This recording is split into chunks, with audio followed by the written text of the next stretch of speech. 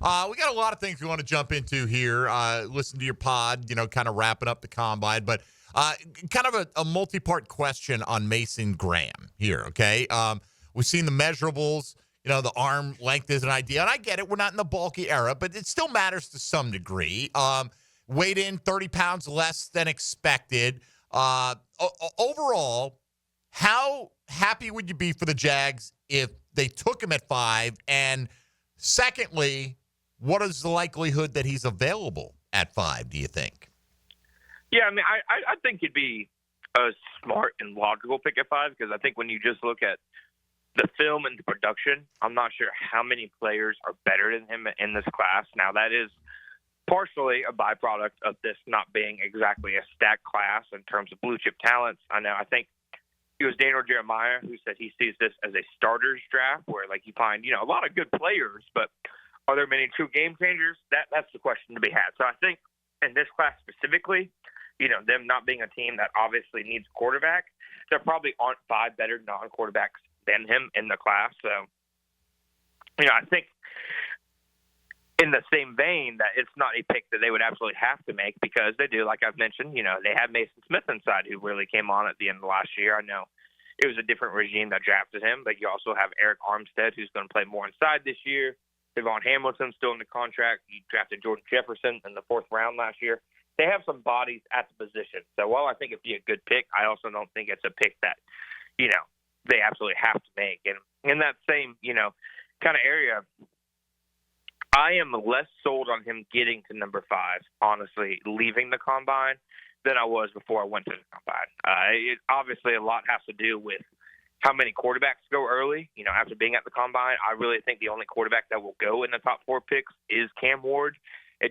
You didn't get the sense from talking to people, around the entire NFL that they expect Shedeur Sanders to be, a top pick unless a team gets incredibly desperate at the quarterback position. Like maybe the Giants just take a swing because the Browns take a guy like Cam Ward at 2, et cetera. And also in that same kind of thought, throughout the week, I heard over and over how many people expect the Patriots to be the team for Mason Graham. It really seems like, around the NFL that teams are kind of locking that in at number 4, that they think the Patriots, Mike Vrabel, are going to be all over Graham. They want another disruptor, inside on defense, and they do plan to address the offensive line. But is there an offensive tackle that, we're taking at number 4 in this year's class? Will Campbell obviously has the film, but it is a legitimate concern among the NFL, his length, his overall wingspan, some of the shortest recorded of any potential first-round tackle prospect. And we saw Mike Vrabel's team just a couple of years ago take a fantastic college left tackle and slide him inside the guard because of those same reasons. So I think a lot of people kind of doubt that New England will be in on Will Campbell at number 4, which to me makes me think that Mason Graham is the likely pick if he is there at number 4. And I, of course, expect him to be there. For the sake of this question, let's assume Travis Hunter goes somewhere in the top 4 picks. Which player do you think that the team would most want to still have available to them at 5 among the kind of usual suspects being talked about there in the top 5? Abdul Carter, Mason Graham, Will Campbell. Who do you think would be the apple of the Jaguars' eye? Yeah, I think among those guys, I think, I'd put Mason Graham and Will Campbell probably 1A and 1B. And this isn't me saying, I've heard the Jaguars absolutely in love with Will Campbell, et cetera, things like that. But I do think that Will Campbell right now is kind of projecting to a lot of teams more as a guard. And the Jaguars, of course, have a bigger guard issue than they have a tackle issue. And we heard James Gladstone kind of speak on the importance of rebuilding the interior offensive line moving forward.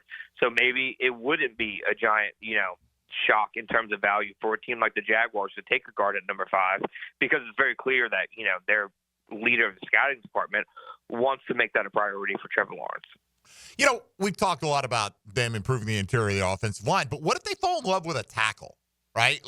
And do you think they didn't sign Walker Little to that extension? At least this front office didn't, right? So do you think that the value of that position being as great as it is, that they're just going to let it roll with what they've got? Or if they think that, whether it's Campbell or any other guy that may be rising in people's minds right now, if they fall in love with one, do you think they could surprise us? I'll tell you what, I didn't put a lot of thought into could they potentially take a tackle at 5. And then yesterday, you see the Missouri offensive tackle just run a completely monstrous, 40-yard dash and have a great day. And some of the best athletes in this entire draft class are offensive linemen, offensive tackles. It's a really good offensive line draft. So, like you said, this team, these decision makers didn't extend Walker Little. They didn't draft Anton Harrison. You could have a lot worse problems than having 3 quality offensive tackles heading into the season, especially if you're Liam Cohen and can potentially play one of these guys at guard. Mm-hmm. Maybe they take a guy who projects more as a tackle, but they play him at guard early on before he eventually takes over, at tackle. Anton Harrison, of course, they'll have a decision to make on his 5th-year option, next season. Walker Little's contract, it's a 3-year extension. It's not exactly a super binding long-term deal. So I could see them taking a guy who they see as their tackle of the future, but playing him inside for the first perhaps year or two of his career and kind of solidifying that offensive line.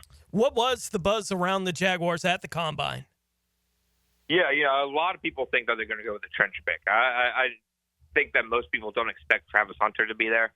But, a lot of people think that with where Liam Cohen's coming from, with how the Los Angeles Rams have hit home runs on trench picks in the last couple of years, not just Jared Verse, but also Braden Fisk, Steve Avila on the offensive line, Alaric Jackson just signed a big deal. Several other guys they have, Kobe Turner, who have been, Byron Young, really effective picks, on the offensive and defensive lines. And a lot of people think the Bazzelli factor, will play a big role there. That, hey, it's a Pro Football Hall of Fame offensive lineman. He's probably going to want to focus on the trenches first and foremost. And we know that's an area the Jaguars have needed. So I think a lot of people expect them to pick an offensive and defensive lineman. Some of the other things I picked up, and, some of this will be on the podcast, be in the articles, but a lot of people in the NFL also are kind of expecting them to be one of those teams that are really in the running for Javon Holland in free agency. Whether that means they're able to get a deal remains to be seen, but I do think that the NFL as a whole largely expects the Jaguars to have interest. Anthony Campanile. Campanile was obviously with Holland for a few years, and, as for the safeties on the roster, Andre Cisco, pending free agent, I know it's kind of been split among fans on whether they should bring him back or not, but it really did not seem like an Indy that's going to happen. I think the expectation is that he will play for a new team next year, which, of course, would open up, that hole at safety to go after a guy like Holland. And then the last one was, I know there was some buzz, some reports that the Green Bay Packers might ask for a high pick for Jair Alexander. It really seems like talking to people that, you could probably get him for a day 3 pick. Now, whether that means as early as a round 4 pick or as late as a round 6 pick kind of remains to be seen. But it seems like the Packers know that he'd be a tough guy to trade and that you definitely won't have to give up the farm to get him just because of, obviously some of the injury issues that he's had the last couple of years. Right. I also saw the report, I think it was Jeremy Fowler said that the Jags expected at least gauge the market for Carlton Davis III from Detroit, former Buccaneer second-round draft pick. It does seem logical to me because it feels like corner is one of the stronger free agent positions out there, that they try to find a veteran that they can consider a starting caliber guy right away, and then maybe use some of that draft capital to continue to pound the trenches, because it just seems like that's the best use of the resources you have this offseason. How many starters do you think they'll land in free agency? I think probably 2 to 3. You would think a cornerback, you would think a safety. You have to think they consider, somebody on the offensive line. They definitely did a lot of homework on wide receivers, this week at the Combine. A lot of receivers I spoke with said that they had met with them or were planning to. So maybe, depending on what moves they make at wide receiver with Christian Kirk and even at tight end with Evan Ingram, maybe they look for like a lower end, cheap starting receiver. But I'd say 2 or 3 makes sense. I think Doug Peterson is a really good football guy. I don't think he's a motivational guy necessarily in the locker room. The attitude of the guys in the room is what's going to carry that group, and I think to a large degree that's why he's no longer the head coach here in Jacksonville. How much better a motivator in that kind of regard do you think Liam Cohen is or isn't likely to be for the team? I definitely think that, just in terms of energy, positivity, that Cohen will be somebody who can, kind of light that fire under some players. I really my time with Doug Peterson, I never heard any players trash him or anything like that. It was obvious the locker room respected him, but he also had, kind of the even keel personality that, you can kind of see that, it's maybe more asking the players to light the fire for themselves than maybe, potentially him. And I think Cohen, just with the way he reacts, the way his personality is, I think that alone, that energy will get people going in the right direction. John Shipley here with us for a couple more moments from Jaguar Report. Christian Kirk, Evan Ingram, a lot of speculation about their futures with the franchise. Where do you stand on them at the moment? Yeah, no, I think it makes sense to bring Christian Kirk back, especially if you can restructure a deal.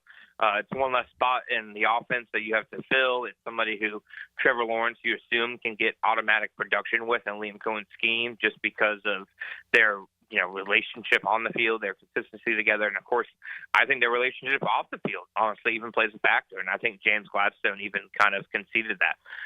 As for Evan Ingram, I think it's another one where it's tough to make the argument that you're making the team better by moving on from him.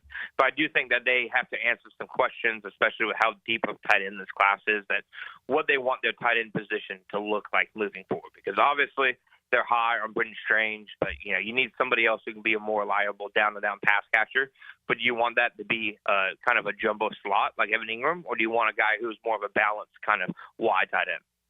Between last weekend and Tuesday, you had a couple of opportunities to hear from James Gladstone now as the GM for the football team. What is your big reaction takeaway from your first couple opportunities to talk to him?